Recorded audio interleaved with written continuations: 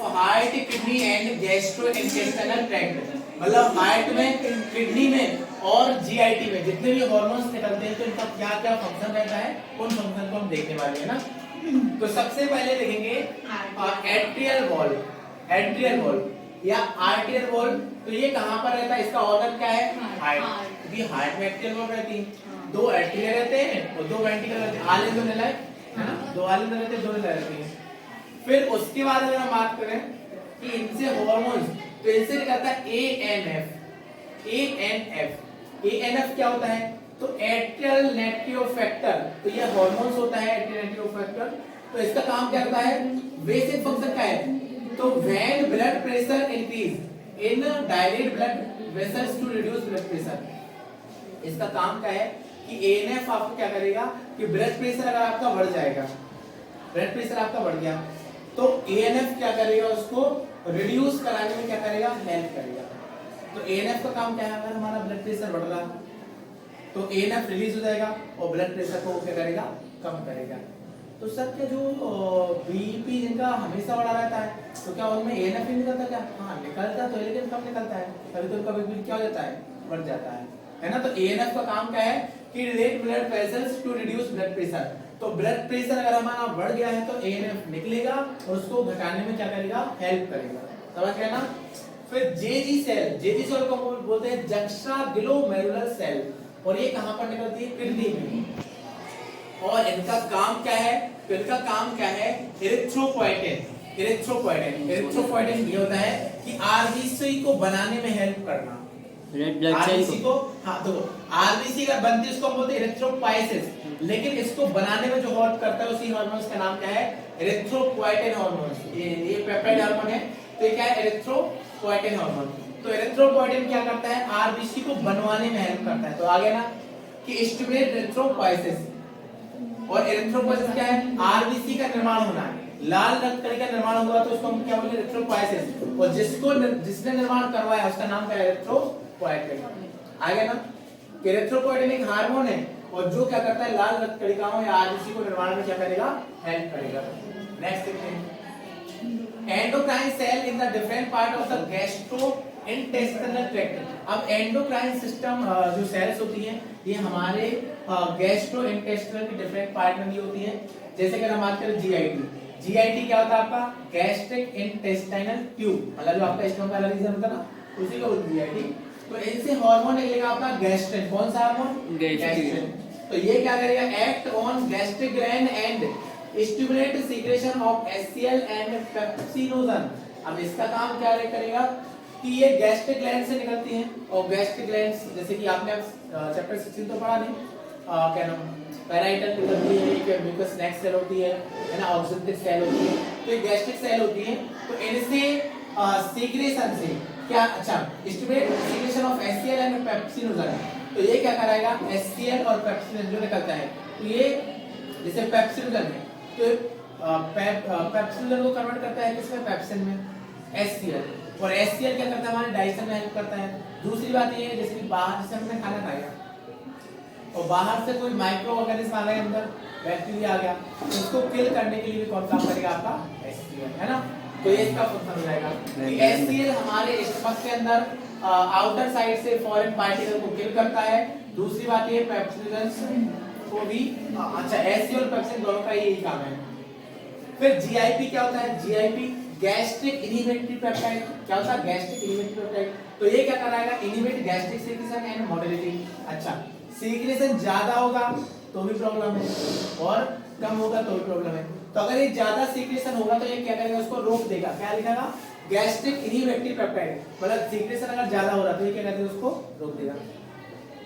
क्योंकि अगर हमारे अंदर से एसिड ज्यादा निकल रहा है, एसिड का अमाउंट ज्यादा निकल रहा तो आपको क्या हो जाएगी, एसिडिटी हो जाएगी ना, एसिडिटी, और कम निकलेगा तो वेसिसिटी, है कि नहीं। तो ज्यादा निकलेगा तो भी प्रॉब्लम और कम निकलेगा तो भी प्रॉब्लम। तो हमारे अंदर दोनों हार्मोन्स निकलते हैं, एक तो जो क्या करते हैं प्रोसेस को इंक्रीज करते हैं और दूसरी प्रोसेस को घटाते हैं, डिक्रीज करते हैं, और दोनों का ही मेंटेन होना चाहिए। अब क्योंकि हमने जीएच हार्मोन देखा और जीएच में ज्यादा निकल रहा तो क्या होता है, एक्रोमेगेली हो रहा था कि नहीं, और कम निकला था तो क्या हुआ, ड्वार्फिज्म हो गया था। तो इसलिए दोनों ही जरूरी है। फिर एक और निकलता है कोलिसिस्टोकाइनिन, तो act as a exocrine part of pancreas and gallbladder to stimulate secretion of pancreatic enzyme and bile juice. तो ये हमारे अंदर पैनक्रियाटिक एंजाइम और बाइल जूस को क्या करता है, स्टिमुलेट करता है। फिर सीक्रेटिन, तो सीक्रेटिन क्या है, यह एक तरह का एक्सोक्राइन पार्ट ऑफ पैनक्रियाज है और that stimulate secretion in water and bicarbonate. तो हमारे अंदर जो वाटर और बाइकार्बोनेट आयन होते हैं तो इनको भी क्या करता है, ये हेल्प करता है, इसका नाम है सीक्रेटिन। फिर होता है नॉन एंडोक्राइन टिश्यू। अभी तो एंडोक्राइन टिश्यू, अब देखते हैं नॉन एंडोक्राइन टिश्यू। तो इसमें ग्रोथ फैक्टर आ जाएगा और ग्रोथ फैक्टर तो आपको पता ही है जो हमारी बॉडी की ग्रोथ के लिए रिस्पांसिबल है, उसी फैक्टर को हम क्या बोलेंगे, ग्रोथ फैक्टर बोलेंगे। तो essential for normal growth, repair and regulation regeneration of tissue is called growth factor. उसके बाद नीचे आ जाइए, इसको वैसा करो, कैमरा एक्शन। तो स्टार्ट करते हैं मैकेनिज्म ऑफ हार्मोन एक्शन। अब हमको ये देखना है कि ये हार्मोन्स कैसे काम करते हैं, है ना, इनकी मैकेनिज्म क्या है। तो ये काम करने की प्रोसेस देखते हैं कि कैसे जाते हैं और कैसे एक्ट करते हैं। तो hormone receptor are located in the target tissue only, हमेशा ध्यान रखना, हार्मोन रिसेप्टर वहीं पर रिकॉर्डेड नहीं, क्या नाम, जहाँ लोकेटेड वहीं पर रहेंगे जो इसका टारगेट टिश्यू होगा। क्या होगा उसका टारगेट टिश्यू, तो वहीं पर लोकेटेड रहेंगे। टारगेट टिश्यू क्या होता है, जैसे कि हमने खाना खाया तो प्रोटीन कहाँ पर जाएगा, आपके लिवर में जाएगा। लिवर में पहले टारगेट टिश्यू रहेगा कि नहीं, यस तो सर। ऐसे ही हार्मोन रिसेप्टर वहीं पर प्रेजेंट रहेंगे जहां पर उनका क्या रहेगा, टारगेट टिश्यू रहेगा। फिर each receptor is a specific to one hormone only, प्रत्येक रिसेप्टर आपका रिस्पांस करता है किसको, हार्मोन्स को। हार्मोन, जैसे कि जब हमने शराब पी तो रिसेप्टर कहां पर, उसके लिवर के लिए। तो शराब वाला केस, और इसको ऑफ करो ना, वो हाँ सर, हो गया। शराब वाले केस में और आपका जो अल्कोहल है और कहीं नहीं जा सकता, ये ओनली कहां पर जाएगा, आपका ये लिवर में जाएगा, वहां पर इसके रिसेप्टर बनते हैं, है ना। फिर तो most intracellular receptor are present in nucleus. तो जितने भी इंट्रासेलुलर रिसेप्टर होते हैं ये कहां पर प्रेजेंट होते हैं, आपके न्यूक्लियस में। इंट्रासेलुलर ऐसे रिसेप्टर होते हैं जो सेल के अंदर होते हैं, और सेल के अंदर भी कहां पर, आपके नाभिक। न्यूक्लियस रीजन में, है ना। सर न्यूक्लियस को नाभिक बोलते हैं ना। हां, नाभिक बोलते हैं इसको। Steroid hormone and iodothyroid enter the target cell. अच्छा, स्टेरॉइड हार्मोन और आयोरोथायरोइड ये एंटर करते हैं कहां पर, टारगेट सेल में। And hormone acting through extra cellular receptor do not enter the target cell. और नॉर्मली उन्होंने ये बताया कि अगर हम इंटरसेलुलर की बात करें और एक्स्ट्रा सेलुलर की बात करें, तो जो एक्स्ट्रा सेलुलर रिसेप्टर होते हैं ये आपके टारगेट सेल में एंटर नहीं करते हैं। तो इंट्रासेलुलर रिसेप्टर टारगेट सेल में एंटर कर जाते हैं, लेकिन extra cellular receptor target cell में एंटर नहीं करते हैं। अब हम क्लासिफिकेशन ऑफ हार्मोन्स देखें। अच्छा, पहले इसके देखो डायग्राम बताना, इसमें देखो, तो इसमें एक इमेज ली है, तो यहाँ पर आपका ये क्या है, साइटोप्लाज्म है ना, और ये आपकी क्या है, टारगेट सेल है। तो यहाँ पर ये नॉन स्टेरॉयडल हार्मोन्स है। अच्छा, ये इसका क्या है, रिसेप्टर बन गया। ये क्या है, इसका रिसेप्टर। अच्छा, बहुत सारे रिसेप्टर ये होते हैं कि जैसे इसका शेप रहेगा उसी शेप में क्या होता है, चेंज होती है। जैसे ये देखो यहाँ पर है, लेकिन अभी रिसेप्टर है और ये हार्मोन्स क्या रहेगा, देखो इस शेप में है, लेकिन हार्मोन्स ने क्या किया, रिसेप्टर या तो चेंज हो जाएगा, और चेंज नहीं हुआ तो चेंज हो गया, कहां पर आ गया आपका, वाटर, साइटोप्लाज्म में, अच्छा साइटोप्लाज्म है ना। और साइटोप्लाज्म के बाद ये क्या करेगा, एक्टिवेट करेगा एंजाइम और अदर प्रोटीन। तो ये क्या करेगा, आपके एंजाइम को और अदर प्रोटीन को एक्टिवेट करेगा, और इससे आपका क्या बन जाएगा, आपका प्रोडक्ट बन जाएगा। हाँ। तो रिसेप्टर वह होते हैं जो बाइंड करते हैं और उसके बाद हमारी बॉडी को एक सुटेबल इफेक्ट देते हैं, उसी को हम क्या बोलते हैं, रिसेप्टर बोलते हैं। ओके, पीडीएफ पर क्या है, क्लासिफिकेशन ऑफ हार्मोन। हार्मोन को हमने दो तरह से क्लासिफाई किया, एक तो बेस्ड ऑन केमिकल नेचर, उनके केमिकल नेचर के आधार पे।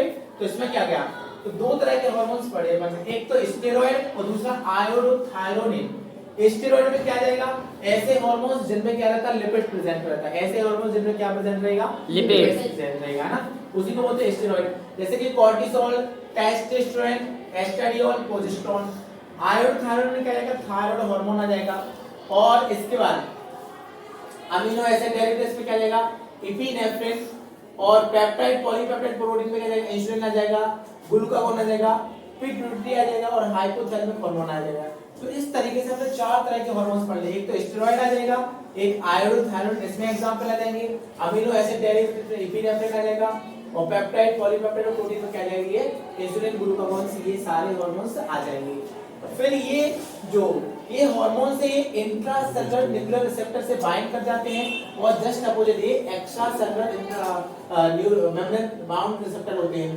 फिर दोनों को एक साथ बोले तो ये क्या होते हैं, एचआर कॉम्प्लेक्स बनाते हैं, मतलब हार्मोन रिसेप्टर कॉम्प्लेक्स। तो एचआर कॉम्प्लेक्स इंटरेक्ट होता है विद किससे, genome and regulation, gene expression और क्रोमोसोम फंक्शन से। और इसकी बात करते हैं सेकंड मैसेंजर जैसे कि साइक्लिक एएमपी, आईपी3, कैल्शियम आयंस, तो ये मैसेंजर होते हैं, सेकेंडरी मैसेंजर। फिर इसके बाद दोनों की बात करें तो ये क्या करेंगे, ब्रिंग्स करेंगे biochemical change in target tissue और इसके बाद आपका जो रिजल्ट निकलेगा वो आपका सेल साइड चोरी रहेगा, प्रॉपर्ली फंक्शन कर लेगा। मतलब रिसेप्टर, देखो रिसेप्टर पर आते हैं, रिसेप्टर इमेज पर आओ। जैसे कि ऐसा मान के चलते हैं कि ये साइटोप्लाज्म है और हमको प्रोटीन बनवाना है, क्या बनवाना है, प्रोटीन बनवाना है। तो ये रिसेप्टर है, प्रोटीन रिसेप्टर आ जाएगा, यहाँ पर बाइंड हो जाएगा। इसके बाद इसका काम क्या है, प्रोटीन का बनाना, प्रोटीन का फॉर्मेशन। तो यहाँ पर आएगा, ये एक्टिव साइट पर जाएगा, टारगेट ऑर्गन पर जाएगा, वहां पर क्या करेगा, प्रोटीन का फॉर्मेशन करेगा। तो आपका प्रोटीन क्या हो जाएगा, बन जाएगा। तो स्पेशल रिसेप्टर के स्पेशल फंक्शन होते हैं। तो फाइनली हमने ये चैप्टर आज पूरा कंप्लीट